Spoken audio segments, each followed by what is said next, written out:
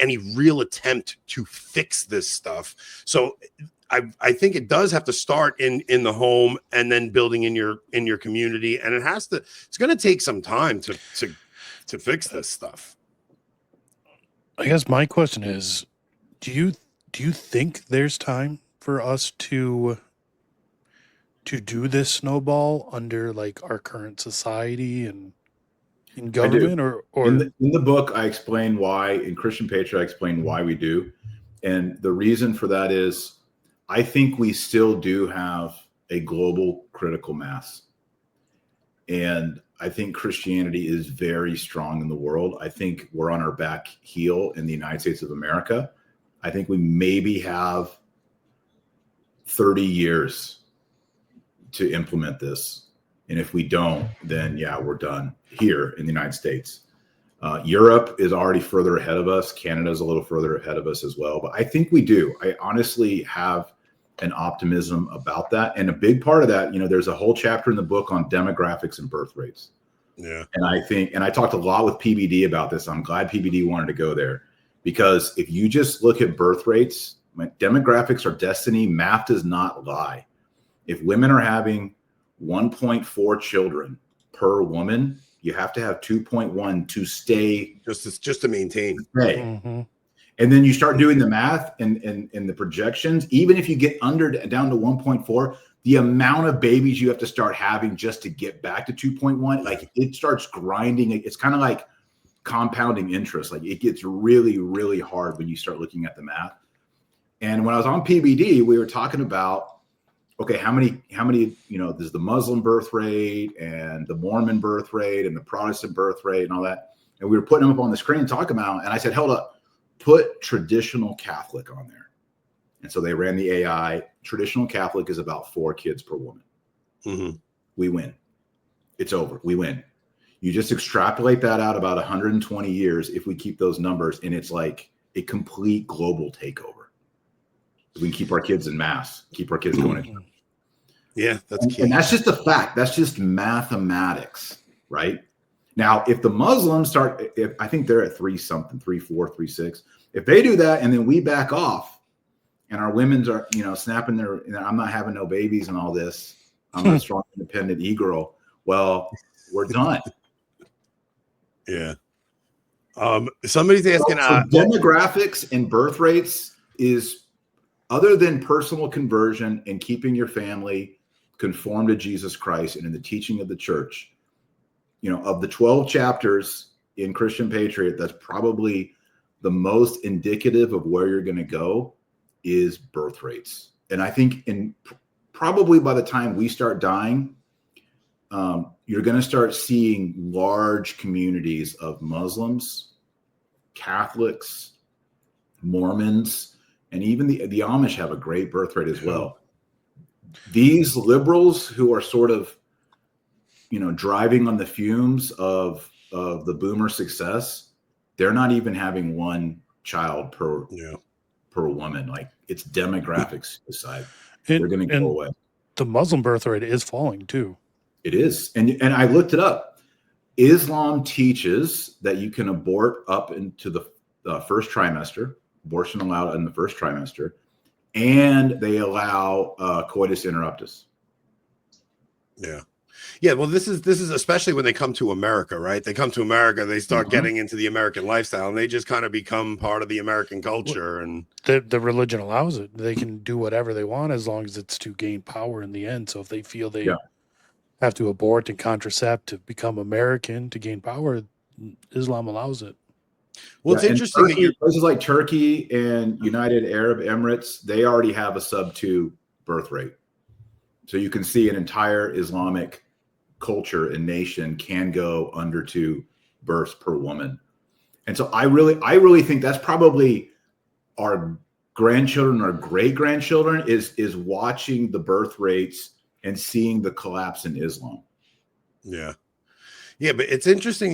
We're talking about America, right? Like, because America is a different animal than Europe and Canada specifically, because as much as we think there's, Christianity is on the decline in America, it's we still are a Christian nation to a degree, you know, a Protestant nation to a degree, and Catholicism has a pretty significant presence here. Where I think in the UK and in France, there's almost a revulsion to Christianity, and especially in Canada, man. I wonder what the heck is going on up in Canada with their MAID program, their medical assisted. I think they said 5% of deaths in Canada right now are from assisted suicide. It's heartbreaking because Canada was so Catholic. It was French Catholic, and it's just so. I do think, because I you know, you talk to guys like Calvin Robinson, and they're like, no, America is the last. It's like you guys are the last stand for everything, because it's over in Europe. Like the battle is lost. Islam has completely moved in. They're basically just waiting in Europe for there to be an Islamic revolution over there. I think it's going to be the opposite. I think Europe is almost done. You're right. That like there's not a lot of hope left.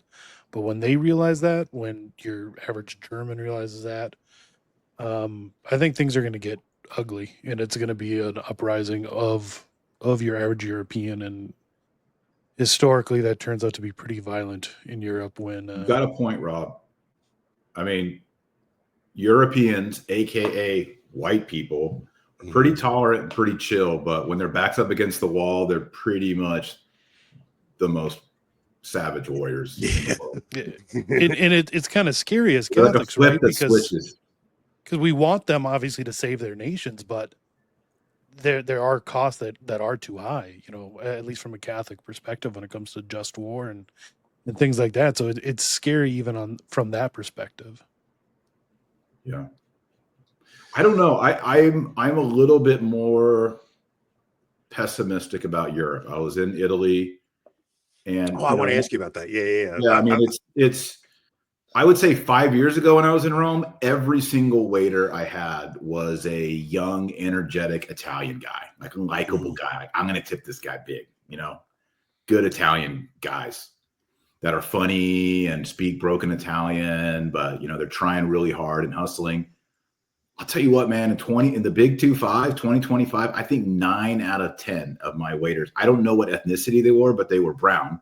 Yeah. And they were speaking Italian, broken Italian, but it was like, I don't know, Indian or I don't know what these guys were. I didn't ask, but I was like, it's so weird that all of these amazing Italian restaurants that I've been going to for years, these are not young Italian men working here anymore. Like, what the hell just happened to Rome? And that's Rome.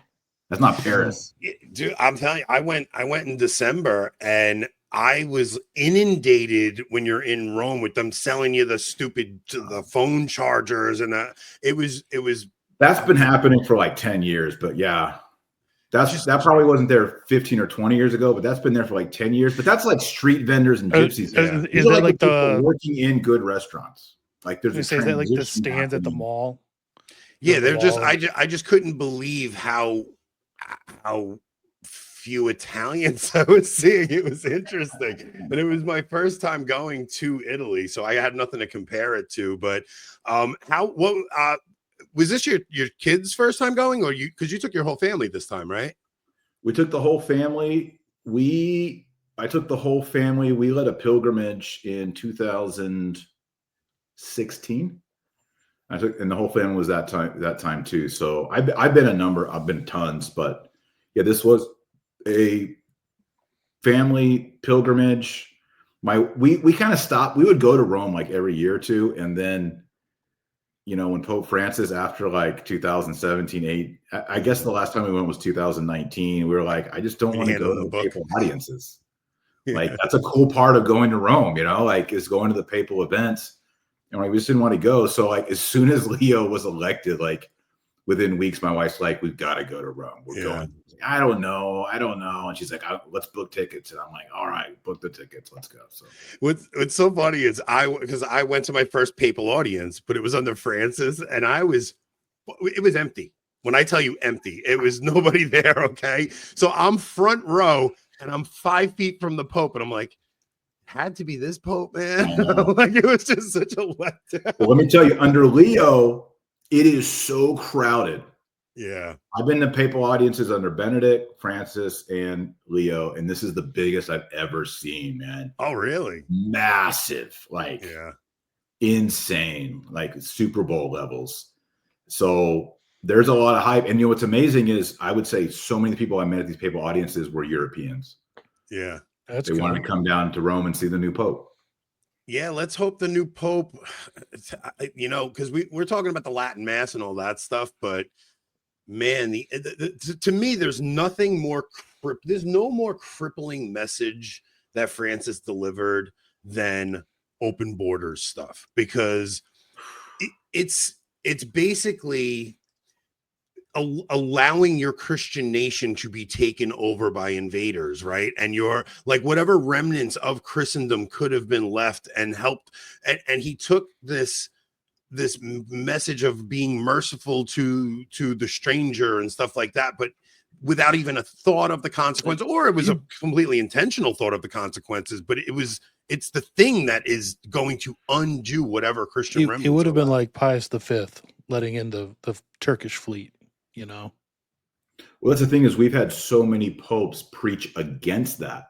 Yeah. And so for Francis to preach in favor of it is a scandal. Yeah, I think so. It's a demographic replacement. I know we're not supposed to say that, but it's a demographic replacement of Europe. But look, so I think one time when you came out, you've been on several times now, but one of the times we were talking about, just because when I came to understand the importance of the liturgical changes, right? Like all of Christian Europe is built upon the Mass, and the Mass is this thing that actually builds the civilization up. So like when they have these liturgical changes, that's one thing that uproots the entire Catholic culture. It gets rid of people's sense of a Catholic identity. We lose all of our traditions and devotions that we had. So then to, on top of that, open your borders up to these foreigners that come in, like whatever remnants of a culture that we had as Catholics to continue to form our children in the next generation. I think it's the worst crime of the Francis papacy. It's worse than any of the restrictions and any of the appointments. It was this idea that your identity as a Catholic isn't big enough of a deal to make sure you preserve it and pass it on. Yeah. It's just, to use the analogy, it's just like if, you just allow people to come into your house and start taking it over. Yeah. And you're like, well, we have to do that. It's the Christian way.